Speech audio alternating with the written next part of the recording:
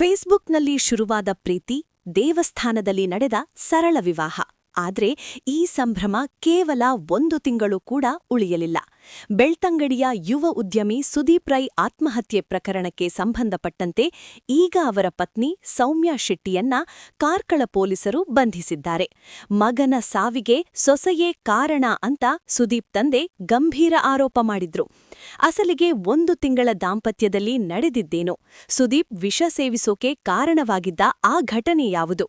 ಬನ್ನಿ ಈ complete report ನೋಡೋಣ. ನೆಲ್ಯಾಡಿಯ ಸುದೀಪ್ ರೈ ಅವರಿಗೆ ಕಾರ್ಕಳದ ಸೌಮ್ಯಾ ಶೆಟ್ಟಿ ಸೋಷಿಯಲ್ ಮೀಡಿಯಾ ಮೂಲಕ ಪರಿಚಯವಾಗಿದ್ರು. ಇಬ್ಬರೂ ಪ್ರೀತಿಸಿ ಫೆಬ್ರವರಿ 17ರಂದು ಪುತ್ತೂರಿನಲ್ಲಿ ಮದುವೆ ರಿಜಿಸ್ಟರ್ ಕೂಡ ಮಾಡಿಸಿದ್ರು. ಆದ್ರೆ ಮದುವೆಯಾದ ಕೆಲವೇ ದಿನಗಳಲ್ಲಿ ಇಬ್ಬರ ನಡುವೆ ಕಿರಿಕ್ ಶುರುವಾಗಿತ್ತು. ಮಾರ್ಚ್ 16ರಂದು ಸುದೀಪ್ ತನ್ನ ತಾಯಿಯ ಜೊತೆ ನೆಲ್ಯಾಡಿಗೆ ಹೋಗ್ತಿದ್ದಾಗ ಸೌಮ್ಯಾ ಸ್ಕೂಟಿಯಲ್ಲಿ ಬಂದು ಅಡ್ಡಗಟ್ಟಿ ಸುದೀಪ್ಗೆ ಜೀವ ಬೆದರಿಕೆ ಹಾಕಿ ಅವಾಚ್ಯ ಶಬ್ದಗಳಿಂದ ಬೈದಿದ್ರು ಅನ್ನೋದು ಈಗ ಬಯಲಾಗಿದೆ. ಮದಡಿಯ ಈ ವರ್ತನೆಯಿಂದ ಮನನೊಂದ ಸುದೀಪ್ ಮಾರ್ಚ್ 22ರಂದು ಕಾರ್ಕಳದ ಮನೆಯಲ್ಲಿ ವಿಷ ಸೇವಿಸಿದ್ರು. ಮಂಗಳೂರಿನ ಆಸ್ಪತ್ರೆಯಲ್ಲಿ ಸಾವು ಬದುಕಿನ ನಡುವೆ ಹೋರಾಡಿದ ಸುದೀಪ್ ಮಾರ್ಚ್ 29ರಂದು ಕೊನೆಯುಸಿರೆಳೆದ್ರು.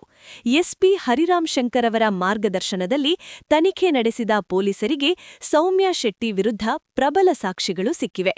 ಇದೇ ಆಧಾರದ ಮೇಲೆ ಏಪ್ರಿಲ್ 11ರಂದು ಸೌಮ್ಯಳನ್ನ ಪೊಲೀಸರು ವಶಕ್ಕೆ ಪಡೆದಿದ್ದಾರೆ. ಕೋರ್ಟ್ ಈಗ ಈಕೆಗೆ 14 ದಿನಗಳ ನ್ಯಾಯಾಂಗ ಬಂಧನಕ್ಕೆ ಒಪ್ಪಿಸಿದೆ. ಸೌಮ್ಯಾ ಶೆಟ್ಟಿ ಈ ಹಿಂದೆ ವಿಚ್ಛೇದನ ಪಡೆದವರಾಗಿದ್ದು, ಕಾರ್ಯಕ್ರಮ ನಿರೂಪಣೆ, ನಾಟಕದ ಕಲಾವಿದೆಯಾಗಿ ಗುರುತಿಸಿಕೊಂಡಿದ್ರು. ಆದ್ರೆ ಉದ್ಯಮಿ ಸುದೀಪ್ ಬದುಕಿನಲ್ಲಿ ಬಂದ ಇವರು ಯಮನಾದ್ರ ಅನ್ನೋದು ಈಗ ಪೊಲೀಸ್ ತನಿಖೆಯಿಂದ ಹೊರಬರಬೇಕಿದೆ. ಈ ಪ್ರಕರಣದ ಬಗ್ಗೆ ನಿಮ್ಮ ಅಭಿಪ್ರಾಯ ಏನು? ಕಮೆಂಟ್ ಮಾಡಿ ತಿಳಿಸಿ. ಜಿಲ್ಲೆಯ ಇಂತಹ ಪ್ರಮುಖ ಕ್ರೈಮ್ ಸುದ್ದಿಗಳ ಅಪ್ಡೇಟ್ಸ್ಗಾಗಿ ನಮ್ಮ ಚಾನೆಲ್ ಸಬ್ಸ್ಕ್ರೈಬ್ ಮಾಡಿ. ಧನ್ಯವಾದಗಳು.